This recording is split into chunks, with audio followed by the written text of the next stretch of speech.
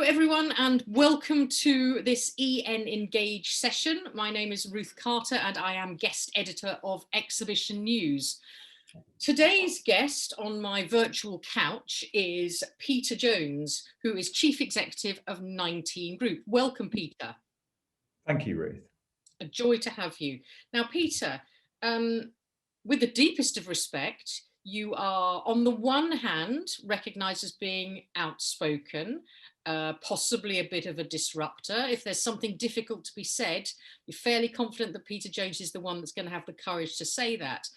On the other side, you're recognised as being hugely creative and extremely successful.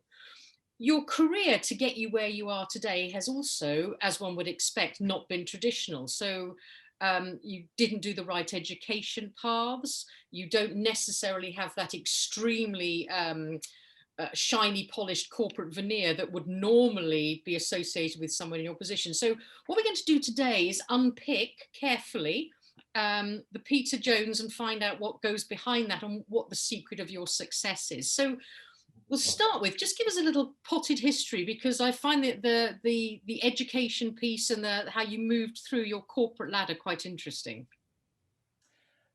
Yeah, thank you, Ruth. Appreciate the introduction. Thanks for giving me the time on the EN Engage. So none of it's planned. We had a discussion a few months ago about all the ingredients of an entrepreneur. What does it take to become an entrepreneur? And my answer, and this is not on behalf of all entrepreneurs, by the way, but certainly for me, is I feel that part of being a successful entrepreneur sometimes is not being intelligent enough to really question the risk behind what you do. I've never sat down in the same way. You know, my dad once said to me, you should always sit down and work out how much that new car is going to cost you. I've never done that. I've just gone and bought it. And then just hopefully I can afford to keep running it. So I don't know you gave me some stats a few months ago about, 80% of new businesses fail, the 20% left, the next 80% of that fails the following year. If you ever worked out truly the risk involved in, launching your own business, you just never do it. I've got a few brothers, two of them are very, very successful, very academic. One of them is double Harvard, he's over in the States now, and I was a real thickie. So I dropped out of school at 15, encouraged by my father, to get out there and work, mate, and start paying some rent, which is quite a rich statement because the council house we lived in was very cheap rent anyway. But so I left school at 15, got out there, didn't really have an idea of what I was going to do. No career advisor at school really says to you that, have you thought about a career in events? It's one of those things, as Alison Jackson, my group MD, will always say, she fell into it 30 years ago as a temporary role and she's still here. So it was unplanned. And then the part of, progressing in the event world and eventually going off 18 years ago to launch my own business was something I never really thought too much about. And then since then, a lot of the shows that we've launched, built and sold 4 times. And with each of those launches, Ruth, how we have sat down and properly analysed, the pros and the cons and sorted it all up and done the research and, analysis of how much this event is really needed, you'd never launch. Because the answer, when you phone anyone with your new show and say, hey, we've got this, new event, what are your thoughts? The answers are all the same. There's too many events, we don't have the budget. There's not room for yet another event in our market. But because of just being stupid enough and not researched it or done the homework, I've got to the point where you're kind of committed because we've, promised people like your wife and the few people that you've just convinced to leave their jobs and come and try this new project with you, you're kind of in it. So somehow you're just going to have to make it work. And I'm not suggesting that is a roadmap or a case study that anyone else should follow. But I'm just being honest, part of where I've got to today, and I'm in a very different role these days over the last few years, but it's just kind of jumping in and just giving it a shot without overthinking it. And once you're in, find a way to make it work. So I agree with that courage piece.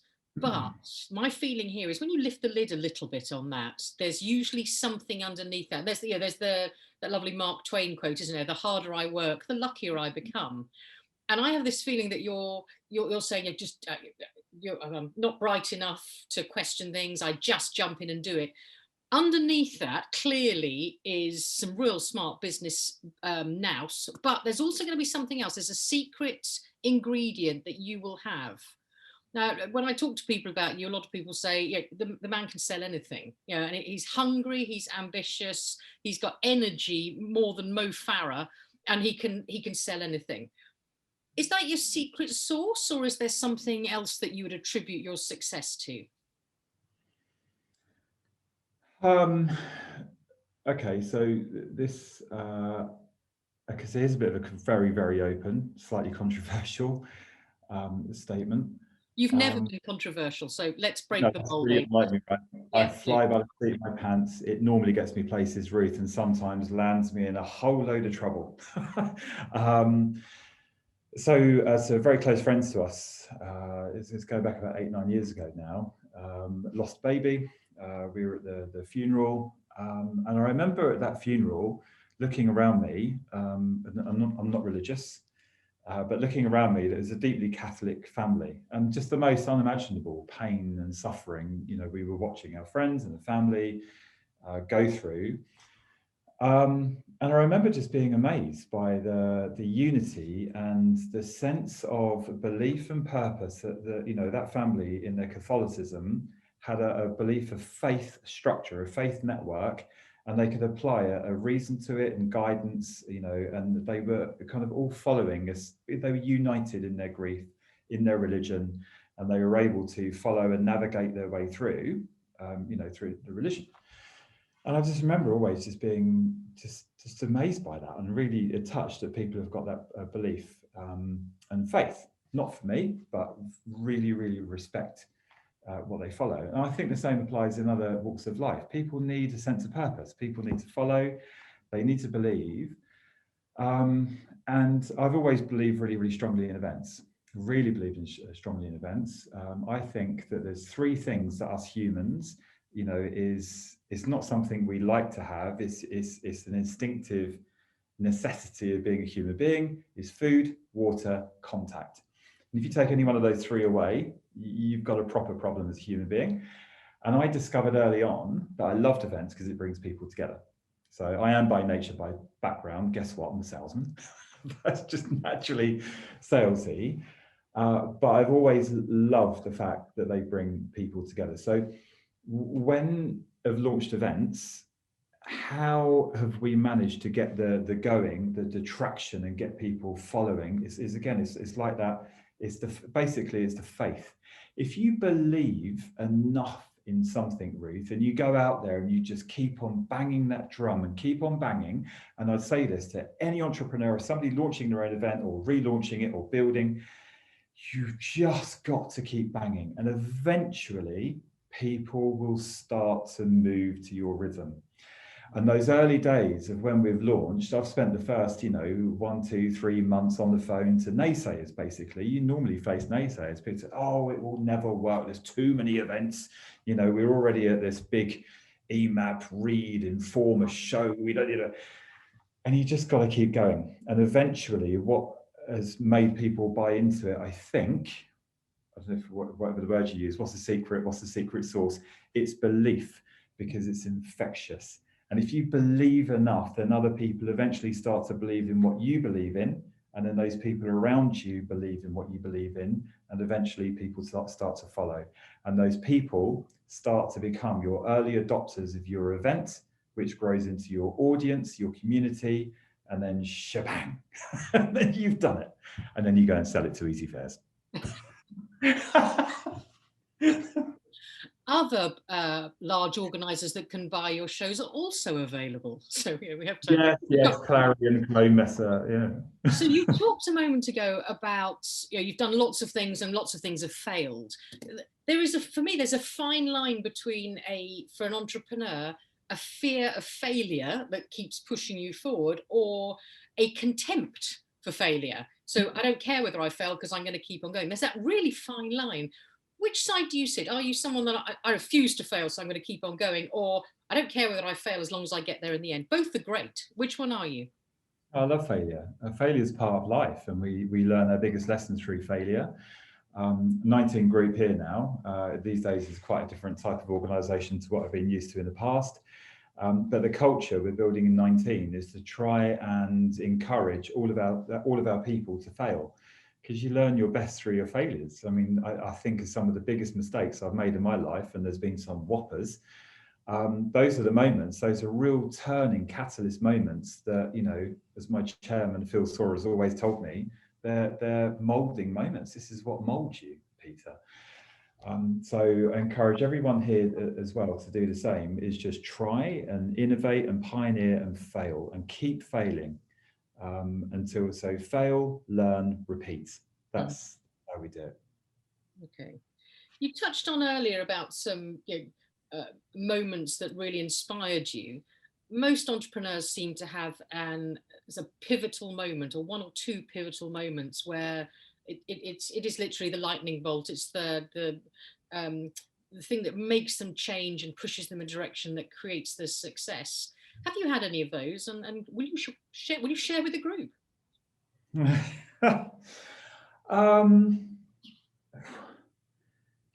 Yeah. Okay. So I'm just thinking, probably the most recent life-changing moment was going from being, an entrepreneur working in a shed, the dirty dozen, as we were in the old days, to going a little bit more your world, Ruth, a bit more grown-up, structured, considered, intelligent.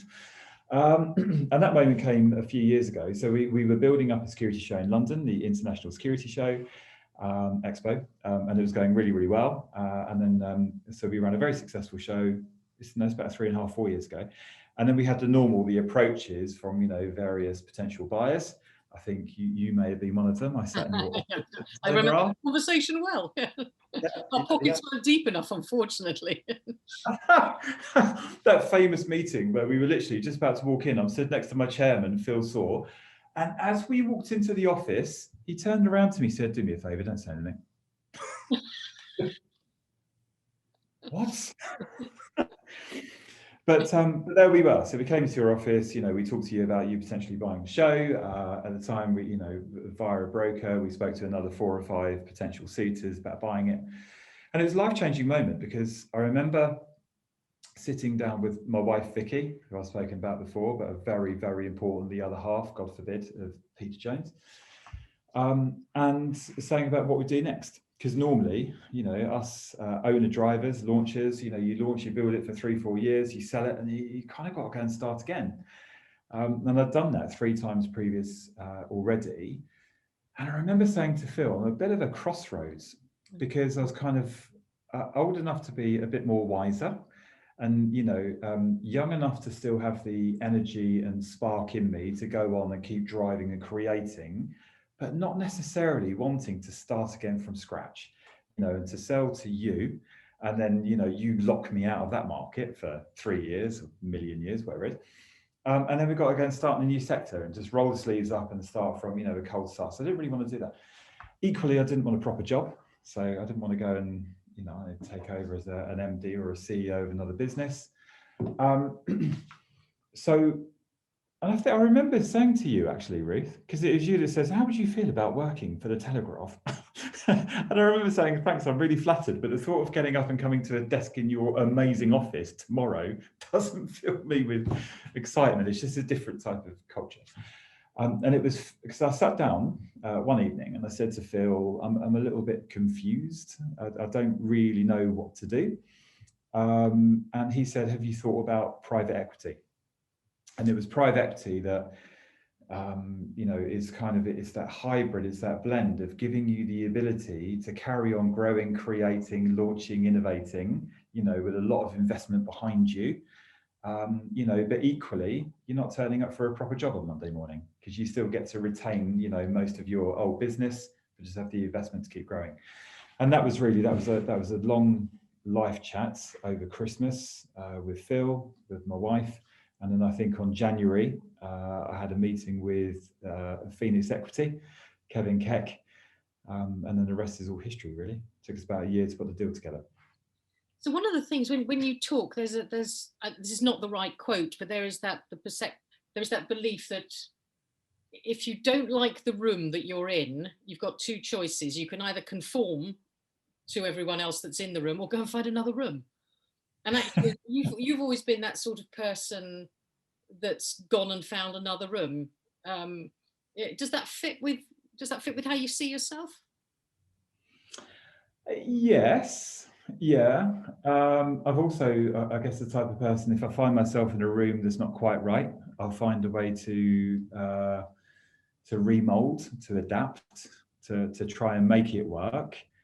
And I think you have to be, when you're growing a business, you can never just get like frustrated at what you've got because it just doesn't work. Mm. You just have to find a way to just mold it, remap it. It just be pliable. Yeah. Um, Do you I know think that? I'm Sorry, go on. I think I'm lucky because we're coming up to 3 years in now, a 19 group of Phoenix Equity, and I do genuinely love this room. And it's been a hugely transformational period in my life, to become more grown up, more structured, more professional. The um, long journey, Peter. You're only at the beginning of that very long journey. Just a question then, 19 events? I mean, is that because that's the number of people you have around the table at Christmas, or why 19? oh, this is so Y19 is, yeah, no, somebody actually said the other day, so you call 19 events because you run 19 events. Yeah. But no, it's so we're based in Wimbledon. And when I sold one of my last companies to Clarion, which was niche events, we then decided, well, what are we going to call the next business? Because we sold it as a share sale, so they bought the entire company. So let's come up with a new name. And we just thought about, we're based in Wimbledon, so Wimbledon Events or SW19 Events. And then somebody said, why don't you just call it 19? I think there's a record label or a producer or something, Cow or something, it's got something like 19. But yeah, we thought that was a good idea. So it was 19 events. And then when we sold to Phoenix Equity a few years ago, we then became 19 Group. You mentioned right at the beginning of our conversation about nobody ever dreams of going into events when they grow up. And actually, we see the very, very odd occasion on where somebody has done a degree in event management and then goes into event management. But the reality is most people don't.